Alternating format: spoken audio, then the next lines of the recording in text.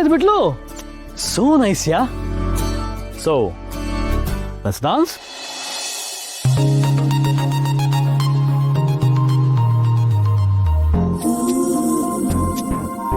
Diwakar, play the music. Sure ಮಗ.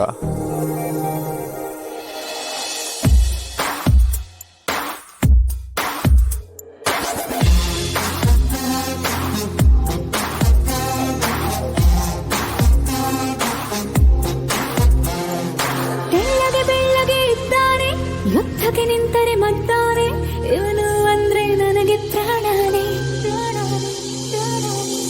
You are my love, the only one.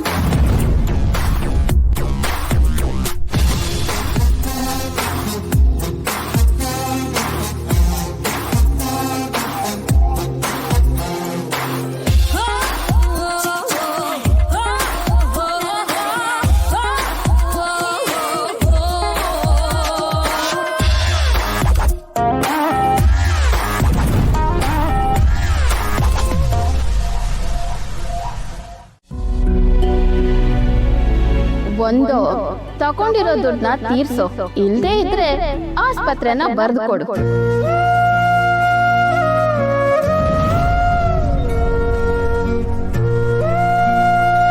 Karna sir, ಏನಾಯ್ತು? ಯಾಕೆ ಒಂಥರ ಇದ್ದೀರಾ?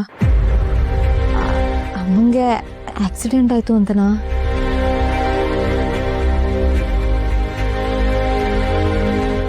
ಏನಿದು? ಹಾಸ್ಪಿಟ್ಲ್ನ ಅವ್ರಿಗೆ ಬರ್ಕೊಡ್ಬೇಕಂತೆ. ಒಂದು ವೇಳೆ ಹಾಗೆ ಮಾಡಲಿಲ್ಲ ಅಂದರೆ ಮನೇಲಿ ಯಾರು ಜೀವಂತವಾಗಿ ಬಿಡೋದಂತೆ.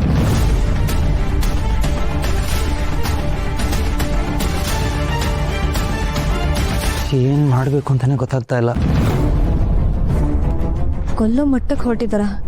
ಇಲ್ಲ ಕಣ್ಣ ಸರ್, ಇದ್ಯಾಕೋ ಜಾಸ್ತಿ ಆಯ್ತು. ಇನ್ನು ನಾವು ಸುಮ್ಮನೆ ಕೂರೋದ್ರಲ್ಲಿ ಅರ್ಥನೇ ಇಲ್ಲ. ನಾವು ಈಗಲೇ ಪೊಲೀಸವ್ರಿಗೆ ಕಂಪ್ಲೇಂಟ್ ಮಾಡೋಣ. ಹಾಗೆ ಮಾಡೋದಾಗ ಎಷ್ಟೊತ್ತಿಗೆ ಮಾಡ್ತಿದ್ದೆ ನಿಧಿ. ಅವರೆಲ್ಲ ರೌಡಿಗಳು, ಕಾನೂನು ವ್ಯವಸ್ಥೆನೆಲ್ಲ ಜೇಬಲ್ಲಿ ಇಟ್ಕೊಂಡಿದ್ದಾರೆ. ಯಾರನ್ನ ಹೇಗೆ ಬೇಕಾದರೂ ಕೊಂಡ್ಕೊಳ್ಳೋ ತಾಕತ್ತಿದೆ. ನಾವೇನಾದರೂ ಕಾನೂನು ಪೊಲೀಸ್ ಅಂತ ಹೋದ್ರೆ ಅವ್ರು ಇನ್ನೂ ಉಲ್ಟಾ ಹೊಡಿತಾರೆ. ಹಾಗಂತ ಅವ್ರು ಹೇಳ್ದಾಗೆಲ್ಲ ಮಾಡೋಕ್ಕಾಗುತ್ತಾ? ನಾನು ಅವತ್ತು ರೇಗಾಡಿ ಆ ರೌಡಿಗೆ ಹೊಡೆದಿದ್ದಕ್ಕೆ ಇವತ್ತು ಅಮ್ಮನಿಗೆ ಆಕ್ಸಿಡೆಂಟ್ ಮಾಡಿಸಿದ್ದಾರೆ. ಅದನ್ನು ಸಣ್ಣ ವಿಷಯನ ಥರ ಮಾತಾಡಿದ್ರು ನೋಡಿ. ಅವ್ರಿಗೆ ನ್ಯಾಯ, ನೀತಿ, ಧರ್ಮ ಇದ್ಯಾವುದೂ ಗೊತ್ತಿಲ್ಲ. ತುಂಬ ಕೇರ್ಫುಲ್ ಆಗಿ ಇದನ್ನು ಹ್ಯಾಂಡಲ್ ಮಾಡಬೇಕು. ಆದ್ರೆ ನನಗೊಂದು ಅರ್ಥ ಆಗ್ತಿಲ್ಲ ಸರ್. ಇಷ್ಟೊಂದು ಸಲನ ಹೇಗೆ ಒಟ್ಟಿಗೆ ತೀರ್ಸಕ್ಕಾಗತ್ತೆ? ಅವ್ರು ನಮ್ಗೆ ಮೊದಲು ಟೈಮ್ ಕೊಟ್ಟಿದ್ರು ತಾನೆ, ಇವಾಗ ಯಾಕೆ ಇದ್ದಕ್ಕಿದ್ದಾಗೆ ಟಾರ್ಚರ್ ಕೊಡೋದಕ್ಕೆ ಶುರು ಮಾಡಿದ್ದಾರೆ? ಇದ್ಯಾಕೋ ಸಾಲ ದುಡ್ಡು ಇಷ್ಟಕ್ಕೆ ಸೀಮಿತವಾಗಿರೋ ವಿಷಯ ಅಲ್ಲ. ಅದನ್ನ ಮೀರಿ ಬೇರೆ ಏನು ಇದೆ ಅಂತ ನಂಗೆ ಅನಿಸ್ತಿದೆ. ಅಂದ್ರೆ ನಮಗ್ ಬೇಕು ಬೇಕು ಅಂತಾನೆ ಟಾರ್ಚರ್ ಕೊಡ್ತಿದ್ದಾರೆ ಅಂತನಾ? ಗೊತ್ತಿಲ್ಲ, ಬಟ್ ಎಲ್ಲೋ ಏನೋ ಸರಿ ಇಲ್ಲ ಅಂತ ನಂಗೆ ಮನ್ಸಿಗೆ ಅನಿಸ್ತಿದೆ. ನಿಜವಾಗ್ಲೂ ಇವ್ರು ದುಡ್ಡುಗೋಸ್ಕರ ಇದೆಲ್ಲ ಮಾಡ್ತಿದಾರ? ಹಾಗಿದ್ರೆ ನನ್ನ ಫ್ಯಾಮಿಲಿನ ಯಾಕೆ ಟಾರ್ಗೆಟ್ ಮಾಡಬೇಕು? ದುಡ್ಡು ಅಷ್ಟೇ ಮುಖ್ಯ ಆದರೂ ಇದೆಲ್ಲ ಮಾಡೋಕ್ಕೆ ಸಾಧ್ಯನೇ ಇಲ್ಲ ಅಲ್ವಾ? ಏನೋ ಒಂದು ಇಂಪಾರ್ಟೆಂಟ್ ಕೊಂಡಿ ಮಿಸ್ ಆಗ್ತಿದೆ ನಿಧಿ. ಹಾಗಿದ್ರೆ ನೀವ್ ಯಾಕೆ ತಾತ ತಗೊಂಡಿದ್ ಹಳೆ ಸಾಲದ ಪತ್ರನ ಹಾಗೆ ಬೇರೆ ಯಾವ್ದಾದ್ರು ಡಾಕ್ಯುಮೆಂಟ್ ಸಿಗ್ಬೋದಂತ ಚೆಕ್ ಮಾಡಬಾರ್ದು? ಅದ್ರಲ್ಲಿ ಏನಾದ್ರು ಕ್ಲೂ ಸಿಗ್ಬೋದಲ್ವಾ? Yes, you are right. ನಾಳೆ ಹಾಸ್ಪಿಟಲ್ಗೆ ಹೋದ ತಕ್ಷಣ ಕೆಲಸ ಮಾಡ್ತೀನಿ. ತಾತನ ಕ್ಯಾಬಿನಲ್ಲಿ ಹಳೆ ಫೈಲ್ಸ್ ನೋಡಿದ್ರೆ ಏನಾದರೂ ಸಿಗ್ಬೋದು. ಕರ್ಣ ಸರ್, ಆದಷ್ಟು ಬೇಗ ಅದೇನು ಅಂತ ಇಬ್ರು ಸೇರಿ ಕಂಡುಹಿಡಿಯೋಣ. ಕತ್ಲೆಷ್ಟೇ ಇದ್ರು ಸೂರ್ಯ ಬಂದ ಕೂಡಲೇ ಬೆಳಕು ಮೂಡ್ಲೇಬೇಕಲ್ವಾ? ಒಳ್ಳೆಯವ್ರಿಗೆ ಯಾವತ್ತೂ ಕೆಟ್ಟದಾಗಲ್ಲ.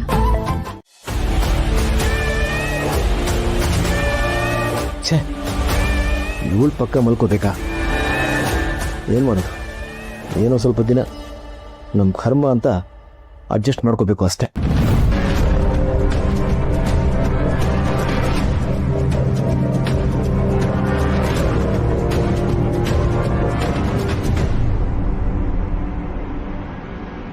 ಎಷ್ಟು ವರ್ಷ ಆಯ್ತು ರೀ ನಾನು ಇಲ್ಲಿ ಮಲ್ಗಿ.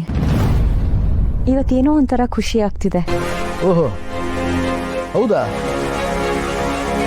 ಅದಕ್ಕೋಸ್ಕರನೇ ಕೈ ಮುರ್ಕೊಂಡ್ಯಾ? ನಿಮಗೆ ಕಷ್ಟ ಆಗುತ್ತೆ ಅನ್ನೋ ಆಗಿದ್ರೆ ನಾನು ನೆಲದ ಮೇಲೆ ಮಲ್ಕೋತೀನಿ. ಹಲೋ ಹಲೋ, ಏನು ಬೇಡ. ನೀನು ನೆಲ ಮೇಲೆ ಮಲ್ಕೋದು, ನಿನ್ನ ಕೈ ಬೇಗ ವಾಸಿ ಆಗದೆ ಇರೋದು, ಅದಕ್ಕೆ ನಾನೇ ಕಾರಣ ಅಂತ ಈ ಮನೆಯಲ್ಲಿರೋ ಕೆಲವು ಪ್ರತಿಭೆಗಳು ತಾಂಡವ ಆಡೋದು, ಇದ್ಯಾವುದು ನನಗೆ ಬೇಕಾಗಿಲ್ಲ. ಇಲ್ಲೇ ಬಿದ್ಕೋ. ಸರಿ. ಹಲೋ ಹಲೋ ಹಲೋ, ನಿನ್ನ ಮೇಲೆ ಪ್ರೀತಿ ಉಕ್ಕಿ ಹರಿದು ಇಲ್ಲಿ ಮಲ್ಕೋ ಅಂತ ಹೇಳ್ತಾ ಇದ್ದೀನಿ ಅಂತ ತಿಳ್ಕೊಬೇಡ. ನಿನ್ನ ಕೈ ಬೇಗ ವಾಸಿ ಆದರೆ ನನಗೆ ಬೇಕಾಗಿರೋದನ್ನ ಮಾಡಿಸ್ಕೊಂಡು ತಿನ್ಬೋದು ಅಂತ. ಆ ನಿಧಿ ಮಾಡಾಕ್ತಿರೋ ಸಪ್ಪೆ ಊಟ, ಸಕ್ಕರೆ ಇಲ್ದಿರೋ ಕಾಫಿನ ಕುಡಿದು ನನ್ನ ನಾಲಿಗೆ ಸತ್ತು ಹೋಗಿದೆ. ಅದಕ್ಕೋಸ್ಕರನಾದರೂ ನಿನ್ನ ಕೈ ಬೇಗ ವಾಸಿ ಆಗಲಿ. ನಿಮ್ಮ ಆರೋಗ್ಯ ಚೆನ್ನಾಗಿರ್ಲಿ ಅನ್ನೋ ಕಾರಣಕ್ಕೆ ತಾನೇ ನಿಧಿ ಇದನ್ನೆಲ್ಲ ಮಾಡ್ತಿರೋದು. ಈ ಥರ ತಿಂದು ಬದುಕಿದ್ರು ಒಂದೇ, ಹೋದ್ರು ಒಂದೇ. ಬಿಡ್ತು ಅನ್ರಿ. ನೋಡ್ ಮಾಲ್ತಿ, ನಿನ್ನ ಇಲ್ಲಿ ಮಲಗೋದಿಕ್ಕೆ ಬಿಟ್ಟಿದ್ದೀನಿ ಅಂತ ನೀನು ನನ್ನ ತಲೆ ಮೇಲೆ ಹತ್ತು ಕೂರ್ಬೇಕಾಗಿಲ್ಲ. ಹಾಸಿಗೆ ಇದ್ದಷ್ಟು ಕಾಲು ಚಾಚಬೇಕು, ಕೊಟ್ಟಿರೋ ಜಾಗದಲ್ಲಿ ಮಾತಾಡದೆ ಮಲ್ಕೋಬೇಕು. ನನ್ನ ತಲೆ ಕೆಡಿಸ್ಬೇಡ.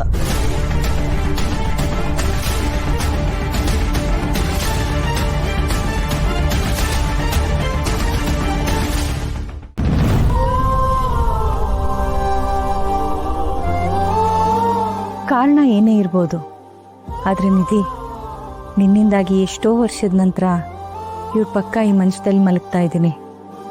ಏನೋ ಸಮಾಧಾನ ಅನಿಸ್ತಿದೆ.